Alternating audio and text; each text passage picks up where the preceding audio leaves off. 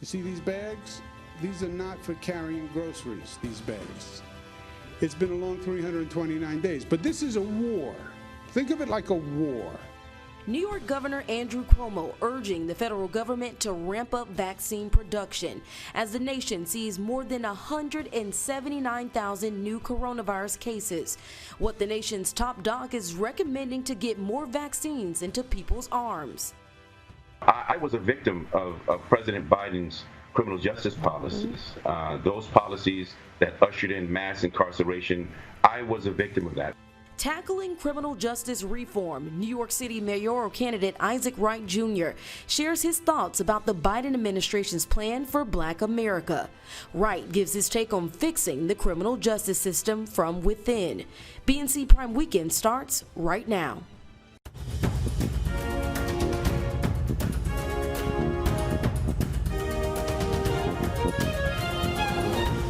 Good evening and thank you for joining us here on BNC Prime Weekend. I'm Brittany Jones. Well, BNC is continuing to follow the Biden administration's plans for the first 100 days for Black America. One of the president's major promises is criminal justice and police reforms. You may remember BNC first brought you New York City mayoral candidate Isaac Wright Jr. back in December. He was wrongfully convicted of drug charges in 1991 and sentenced to life in prison. His story inspired an ABC series show called For Life. I spoke to Wright about what he believes the Biden administration will need to do to make changes for Black and brown people in the criminal justice system.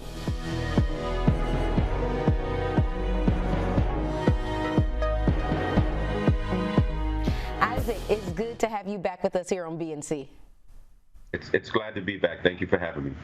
So we know President Biden has laid out many plans on how to reshape the criminal justice system and police reform. I've been digging through those plans. He said we need to rethink who we're sending to jail, how we treat those in jail, and how we help them get to the health care, education, jobs, and housing that they need to successfully rejoin society after they serve their time. What do you think about this statement? Well, I think it's an incredible first start. I think that there also needs to be concentration on having people in the proper positions to be able to actually think differently.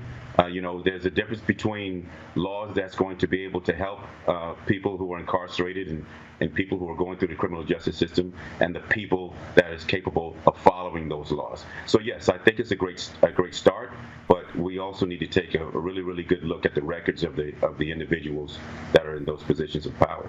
So President Biden also says our criminal justice system cannot be just unless we root out the racial, gender, and income-based disparities in the system. So what do you think has to be done in order to change that? I think again, that's a first good start.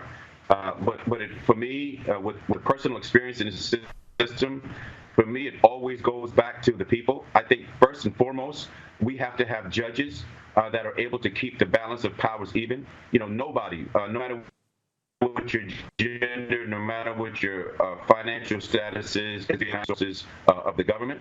They have manpower around the clock. They have unlimited resources. And so while I think those positions that President Biden has taken is a great first step, I think he needs to take another look at the people in leadership, at the quality of the judges, and make sure that they are in positions and they have the wherewithal to keep the balance of powers between the government and the individual man even.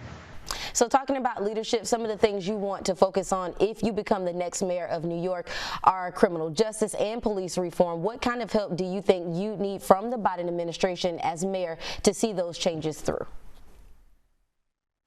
Well, the first thing, in answering that question, the first thing that I think is extremely important to mention is that, I was a victim of President Biden's criminal justice policies. Those policies that ushered in mass incarceration, I was a victim of that. When I went to prison, I was a part of that, lock them up, throw away the key mentality that was sweeping through the system at that time. And so, I look at it as a means, as New York City's next mayor. I look at it as a means to be able to sit down with President Biden and to be able to give him on the essential changes that need to be made from within. So what you're looking at is the victim, and you're looking at the person, the president of the United States, who was a part of that problem, now in a position to be able to fix it. And so I think that the insight that I can give him on how to fix the system from within is going to be priceless. Yes, definitely priceless. And he talked about reducing the number of folks in jails and prisons and also reduce crime, hoping that the funds saved from mass incarceration could in turn help those communities instead. Why is that so important to Black and brown people? Well, it's especially important in New York City, where you have tens of thousands of Black and brown people who are incarcerated all across the city, and you have law enforcement who are out there and who are making arrests for very, very minor infractions. And so I think the first thing that has to be done is there has to be an assessment within law enforcement. There has to be communication between the mayor and the federal government and the Biden administration on the funds that it's going to take to be able to retrain these law enforcement officers to use more discretion in who they're going to lock up and who they're just going to give a death ticket to for an appearance. Because once you weed out all the minor infractions and you concentrate more on the serious crimes, you unload the burden that's on the prison system. Those things are going to cost money, and specifically for New York, it's going to take dialogue between New York's next mayor and the Biden administration to make that happen. And moments ago, you just brought up your story. Your story has been so inspiring to others, and I know that the criminal justice reform is very important to you and even myself, since my own dad's story reflects yours. He also became a paralegal in prison and was sent off to prison for long term in the 90s. I think it was like a year before your actual case happened. So watching your story on the For Life show, and when I see the little girl Jazz who was waiting on her father, reminds me so much of myself. Biden has pledged to end mandatory minimum sentences, and we know you experienced that, got yourself out within 9 years. What do you think that needs to be done in terms of this being possibly a game changer if he makes this happen with the minimum mandatory being done with? I think changing the mandatory minimum sentence is an incredible, profound step towards relieving not only the injustice but the burden on the criminal justice system. One of the things that was a conduit for mass incarceration is the ability to demand and mandate that a person stay in prison for a minimum of 5 years, 10 years, 20 years, minimum of life. And so giving that discretion back to the judges and what that sentence should be is a profound and exciting move that I believe President Biden is making. But I always have to end it by saying, if the right judge is not sitting on the bench, we're still going to have these problems with mass incarceration. We need the right people on the bench that is even-handed, that understands how to set aside their own personal biases, and to when they look at a prisoner, even though they're not the same people, but when they look at a person that's accused of a crime and getting ready to be sentenced, they see themselves a little bit in that person, and they understand, they utilize the facts, the person's background, and the issue with criminal justice in general, bound decisions in the law, where we have a person that is being punished in equal amounts to what his crime was, and not being doubled down on because the law demands it. And it's interesting you mentioned that, because my dad, he got 20 years, served 17. It was during that same time period as I mentioned before. So just the thought of the fact that people can actually, get a fair shot at this point. I mean, what does that say to you in terms of now the president has the opportunity to help change something that happened under his watch many years ago? It tells me that he understands the mistakes that he's made, and he's seeking to atone for it as this nation's president. I mean, there's nothing negative to say about that. I think that's a positive move in the right direction, and I believe that as long as he's continuing to go in that direction, that in terms of criminal justice reform, I think the system will change, and I think things will be better within the system for the average person, that is unfortunately that is moving through the system and being punished for a crime that he committed, and those that have not committed crimes, it's set up in a way where it can be easily resolved, and these people can not be caught up in it, for one, and if they are, released immediately. You think immediate change is needed? Immediate change is needed. Change is needed yesterday, and the day before that, and the day before that. And President Biden, he's coming in late, and he represents a system that's slow, because the things that he's proposing is slow coming. But as long as it's sure, we're going to be okay. And it's never too late to make these changes, and I think it's a great thing. But definitely, it's needed immediately. It was needed yesterday, the day before, and the day before that. And lastly, for you, I just want to know this: how did this help you, kind of going through this process, help you reunite with your family? What was that like for you? It's a reintegration and rebonding with family is a very, very difficult thing when you're in prison. It's a struggle, and that struggle lasts for years and years and years and years. Sometimes it never gets back to where it was, and so that's a very complex question in the sense that I am still, to this very, very day, rebonding with my family in each and every one of them. We've always been close.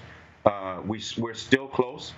But when you go in prison, you go into prison with a certain type of relationship with people that you grew up with and you've lived with all your life. And then when you have a gap of 7, 8 years, 9 years, 10 years, 20 years, where these people have moved on, their personalities have evolved and changed, and you come out, you're coming out to that personality 10 years ago. And so it takes a lifetime to rebuild that. And so it's a sad thing, it's a tragic thing, but it's a reality that everybody coming out of prison has to deal with, and their family members. And I'm still dealing with it today. And I certainly understand from my own personal experience, but working on it with my dad as well. But I am so thankful to be able to talk to you about this today. This is why we're doing this story, because we want people to see the realness of why this reform is so important. So Isaac, we appreciate having you back on the show and can't wait to have you back. Thank you. I'm ready to come, and you're willing, I'm ready. Thank you for your time today. You're very welcome. Take care.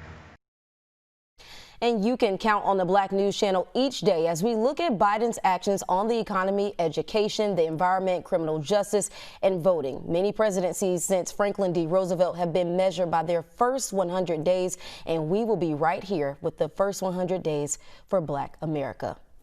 Well, a police officer has been placed on leave after plowing his car into a crowd of people watching streetcar racing. The incident happened Saturday night in Tacoma, Washington. This video shows the moment the police SUV rammed a crowd of about 20 to 30 people that surrounded the SUV. One person was injured. Before the incident, Tacoma police say they were told that a crowd of about 100 people were blocking streets. They say the officer driving the SUV was afraid the crowd would break his glass after they started pounding on the officer's windows. The interim police chief says, quote, "I am concerned that our department is experiencing another use of deadly force incident. I send my thoughts to anyone injured." Coming up, the Biden-Harris administration has committed to rehabilitating the nation, but tackling the coronavirus pandemic is going to take time. The latest on the COVID vaccine fight when we return. The coronavirus pandemic continues to climb across the nation with more than 172,000 new cases reported today. Nationwide, the Johns Hopkins Coronavirus Resource Center reports there are more than 25 million confirmed cases with more than 418,000 deaths. Globally, more than 99 million people have been diagnosed with COVID and more than 2.1 million have died of the virus. The university recorded the first case of the coronavirus in the United States just over a year ago on January 21st, 2020. Johns Hopkins says there are 17 other countries in the world that have reported more than 1 million COVID-19 cases. That includes India with more than 10 million total cases and Brazil reporting more than 8 million cases. The Biden administration says the president will have to start from square one with a vaccine distribution plan because the Trump administration did not have a plan in place. The president says COVID will get worse before it gets better. And the brutal truth is that things are going to get worse the next several months before they get better. We didn't get into this mess overnight. It's going to take time for us to turn things around. But we also have to act now with urgency and unity. New York Governor Andrew Cuomo says just 67% of healthcare workers in the state have received a vaccine dose. Cuomo says if the federal government does not find a way to quickly ramp up production, everyone will suffer. You don't have enough supply, and you've actually created anxiety and frustration by opening the valve that large when you only had a trickle dosages. And that's why people are frustrated. I'm eligible, but I can't find a vaccine. The last thing you want on top of this chaos is people get a first dose, and then they come back for their second dose, and you say, we ran out. The country's top infectious disease expert, Dr. Anthony Fauci, says the federal government had put too much of the responsibility for distributing the vaccine on state governments. Instead, the former administration should have collaborated with states to help them plan their rollouts to ensure vaccines got into people's arms. According to the CDC, fewer than half of the nearly 38 million vaccine doses shipped by the federal government have actually been distributed. Well, joining us now to talk about the latest on the pandemic is Dr. Lane Rowling. Dr. Rowling, we're glad to have you back with us. Good evening, Brittany. How you doing? Doing good. Well, Dr. Rowling, there's a new University of Florida study that suggests that children are more likely to spread COVID-19 than adults. We're talking about 60% more likely would spread that virus. Why do you believe that's happening? Well, I think the fact is that children are probably more asymptomatic, and they don't have the true symptoms that an adult person would have with temperature and all that stuff. So clinical symptoms is probably one of the most important things, and recognizing if somebody's infected besides having testing and stuff. When we look at some of the studies in Iceland where they had a complete school opening daycares and stuff, that was a very big concern, is that having the children be asymptomatic spreaders of the SARS-CoV virus and infecting other people and stuff. And so this is a significant problem. So that's why when it comes to children and everybody in our society now, it's very important that everybody is tested for the SARS-CoV virus, even children under 2 years of age, and the children themselves, K through K-12, very important to help mitigate and contain the SARS-CoV infection. And that was my next question. What about the infants? The study also found infants were significantly more likely to be infected with COVID than children between the ages of 2 and 5 years old. Does their young immune systems have an impact on why they can easily spread this virus?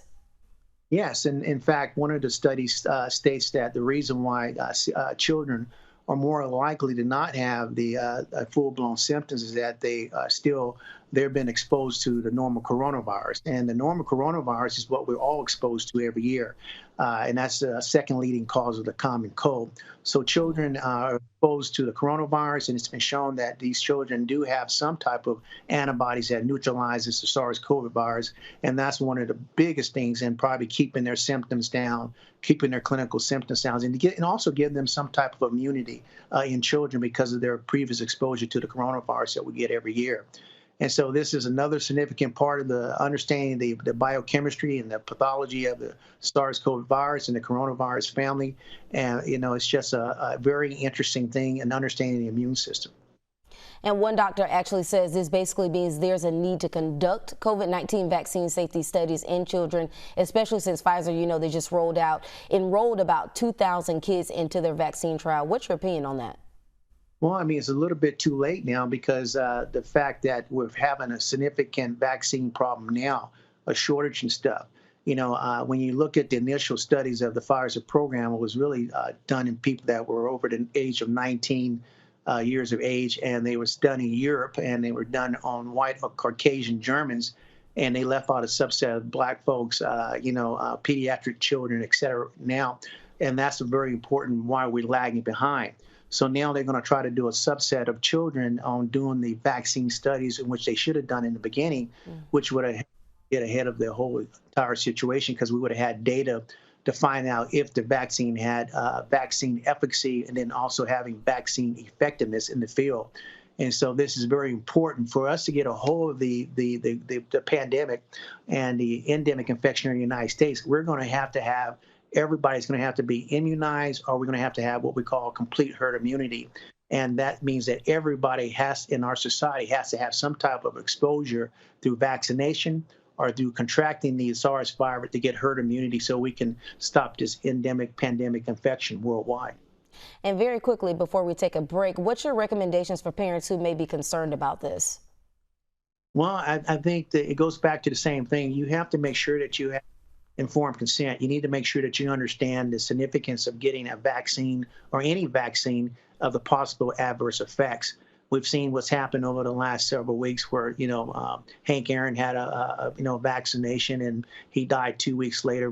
Maybe it was a cause and effect. You have people that have had the vaccine from having anaphylactic reaction, Guillain-Barré syndrome, Bell's palsy. So anytime you start talking about vaccinating anybody, you need to understand and weigh the risk and benefits from the vaccine, because the vaccine can almost be just as worse than just getting the disease itself. And in the end of the day, when we look at vaccine and the SARS-CoV virus, approximately 98% of the people that do get the virus, they recover.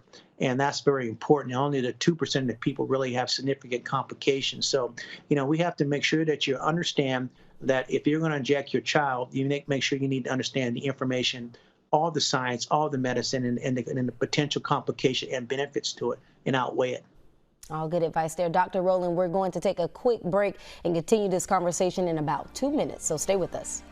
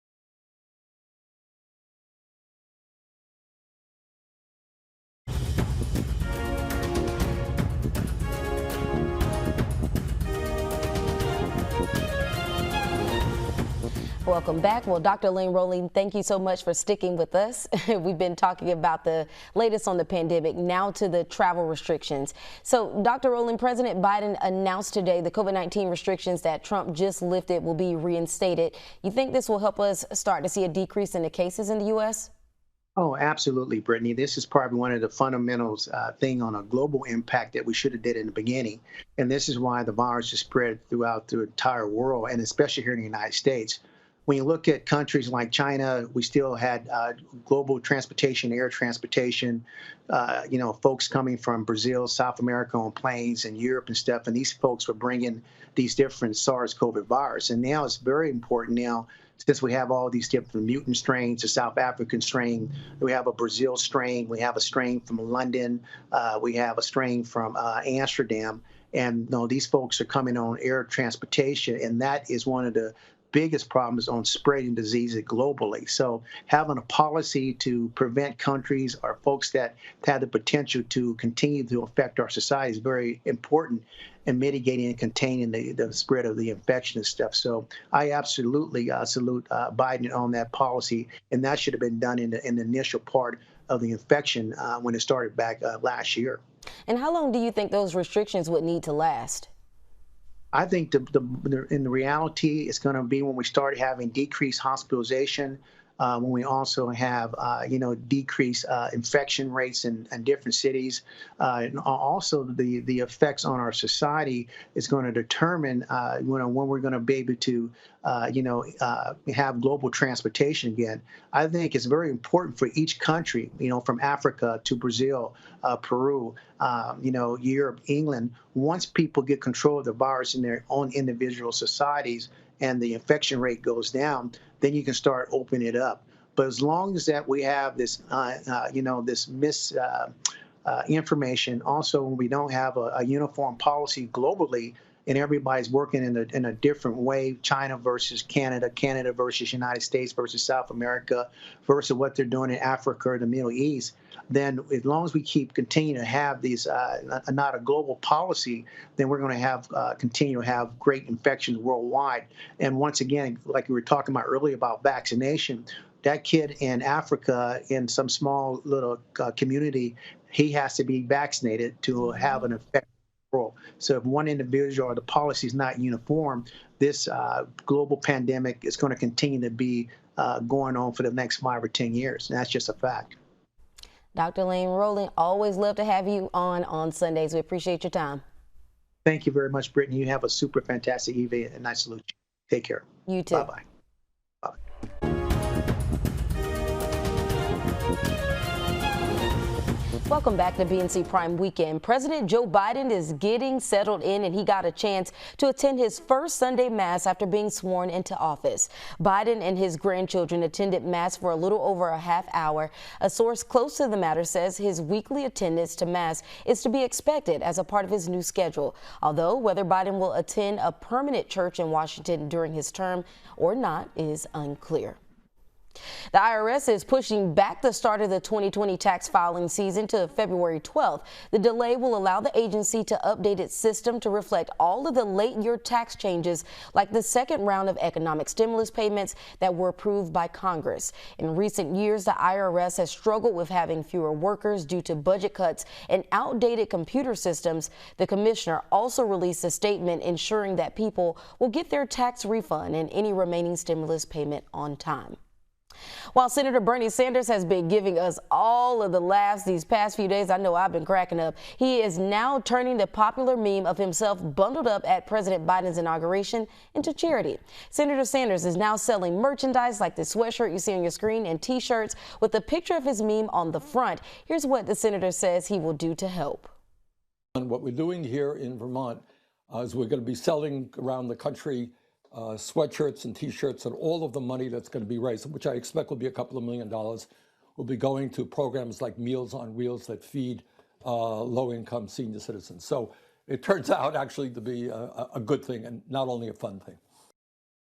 We love it. Coming up, keeping your business afloat during a pandemic. One salon owner shares his secret next in Entrepreneur Sunday.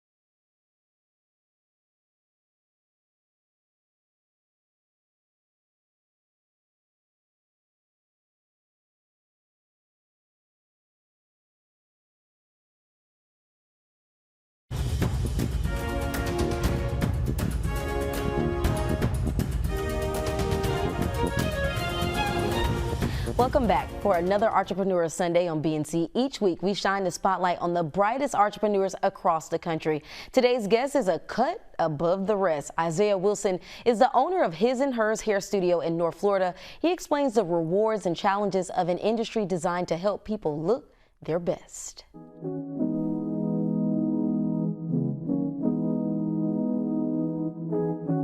Isaiah Wilson, thanks for joining us for Entrepreneur Sunday. Happy to have you here. I appreciate you for having me. Thank you. So tell us about your hair boutique and what inspired you to become an entrepreneur. Well, name of my business called His and Hers Hair Studio. It's a unisex. It does men, women, children. My inspiration has been, had a long history in doing hair, cutting hair for as long as I can remember, about 9, 10 years old. And it's been something I just want to do my whole life. So what are some of the challenges of opening a hair studio?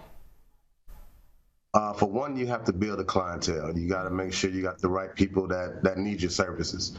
And once you have those people in your portfolio, you make sure you keep them. So that's one of the major things. You got to have the clientele. The clientele means everything. And so I guess walk me back a little bit through your journey when you decided that, you used to kind of, I guess, probably cut hair from home or something like that. What was that like for you before transitioning into having a brick and mortar store? Wow, man, it's been a whole lot of challenges, starting off with a towel around someone's neck on the front porch, dealing with the heat, flies or whatever. That's the early days, you know what I mean? But yeah, that's been one of the biggest challenges. I mean, going from another country, back to where I'm from, and then, doing it all over again. It's a journey. Wow. Well, as a Black entrepreneur, financial assistance also can be challenging. What steps did you take to secure financing, and what would you recommend for future business owners? Well, for one, you have to be, I guess you would say the term, plugged into the systems, or the websites, or, the programs that they have out there for you. You got to make sure you take all the proper precautions. You got to make sure that your books are right. You got to make sure that you're really paying attention to what's going on. And then if you're doing the right thing, it'll come to you. That's the best that I can tell you. Just keep your nose to the right direction. So what was it like when you decided that you actually wanted to open an actual building to do your hair and barbershop basically together? What was that like for you, kind of going through those steps to get to actually opening up? Wow. Well, I knew it was going to be a challenge. It's kind of hard to have those two in there at the same time. And for me, it was just like, it was a panic moment. Will I do it? I have to have the support of my wife and my children behind me, and that's just what I've had. You just have to set your mind into it. This is what you want to do, just do it. Don't let it bother you. Was it hard, like saving up for it or getting the loans or however you decided to open your business?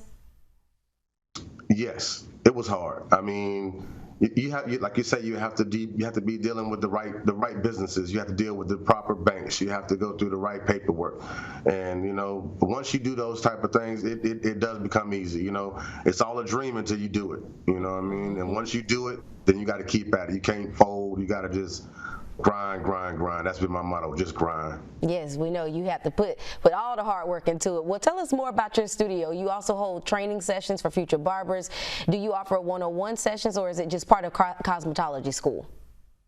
Well, I'm actually a barber instructor as well. So I often, hold my Zoom classes from my shop as well. Any one of my barbers that come down and they want the extra training, they want to see how it is in the real world, not just from a school perspective, So they come down and I do what I can. I do what I can to help out my guys or the ladies that's in the class as well.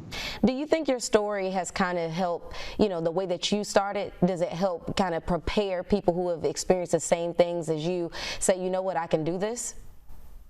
You know what? I think it has, and a lot of, even one of my students that came out of the school, I mean, that's been his dream too, to have his own salon and his barbershop and salon as well. And they're living the dream as well. When my students come out, I mean, I always try to point them in the right direction, even if it's not with me. I want them to grow. I want them to have a future in this game. So that's what I do for them. So, Isaiah, so many hair salons and barbers have been struggling because of the pandemic. How has your business been able to stay afloat? What's been working out for you? Well, I'm telling you, prayer works. Oh, yeah. You gotta stay prayed up. You know what I mean? But at the same token, like I said, you gotta stick to the right channels. There are people out there that are willing to help you, and all you gotta do is apply. You know, make sure your business is what your business is supposed to be, and if it's what it's supposed to be, then you'll get the help. Did the pandemic have any impact on your business in terms of, like, for a minute you weren't able to work? Yes. I mean, for like a good almost 3 months, 3 to 4 months, you know, it was a whole lot of regrouping. It was a whole lot of soul searching to see if this is what you really wanted to do. And, you know, I stayed resolute. I did what I was supposed to have done. And like I said, my wife, she backed me 300%, even if she had to kick, scream, and pull to get behind me, but we did what we had to do. That's awesome. Well, lastly, what advice do you have for our viewers who may want to open up their own salon during this pandemic? Because like you just said, it is a challenge. You know what? Just push. Don't be afraid. If this is what you do, you got to be safe doing it. You know, my mask is just like right over here, or right here. My wife, you know, she has it over here. But you got to keep that thing on, man. You got to do what you have to do. People are gonna need the cuts. The first responders, our officers, our military personnel. You know, a lot of people that frequent me because you know we're doing the right thing. We're making it safe, and that's what you have to do. Just be safe about it, and just think your process through. It's gonna happen. I love that. Well, Isaiah Wilson, we appreciate your time today, and good luck to your business for the rest of the year and here on after. I appreciate y'all. Thank y'all so much, man. I thank you. Thank you. Yes, you're welcome. Take care. After the break, find out what 2 NFL teams are heading to the Super Bowl and which ones are headed to a long vacation until next football season. Plus, find out what HBCU and Pro Football Super Bowl champion is our King of the Hill. Our James Hill is up next with BNC Sports. 6-0 with 5 knockouts. He's also a Black College Football Hall of Famer. Ed Too Tall Jones is our BNC King of the Hill. Okay, so shameless plug here. Too Tall Jones. We know I'm 5'1". But just, I mean, he was a beast with a last name like Jones. Who wouldn't be? Definitely interesting guy, a very nice, soft-spoken gentleman. The last time I interviewed him in Atlanta, I looked up, hey, how are you, sir? Tell me about your football career. Yeah, I'll tell you all about it. It was really good. That's him looking down? Yeah. And I had the mic. Oh, my God. I can only imagine. Love that, James. You got it. All right, we're going to get a quick check on your weather with Britt. Britt? That was a good one, James. So we're looking at this absolutely crazy. We're dealing with rain in the south, snow for the Midwest, and of course it's going to be tracking over to the Northeast as well. No, and I'm looking at that 25 degrees like, oh my goodness. It's not here. Right. Well, guess what, Brittany? If you haven't already, tell your friend how good they look. It's National Compliment Day. The unofficial holiday falls on January 24th. Studies show giving compliments has a beneficial effect on the person giving out the compliment. Did you compliment somebody today? I complimented you, and you cannot see Brittany. I don't know. Did you stand up today? I did stand up today. And that skirt is amazing. Thank you, Brittany. You look popping in red. Thank you. As always. I feel like we're always complimenting each Yes, other. we are. James got the memo too. Y'all both got on the red. Yeah. So we love each other. That's our compliment. Exactly. And thank you, viewers. You all look fabulous watching us too. We'll see you back here in about 2 minutes. Thank you for joining us for this hour of BNC Prime Weekend. More news, weather, and sports coming up for you.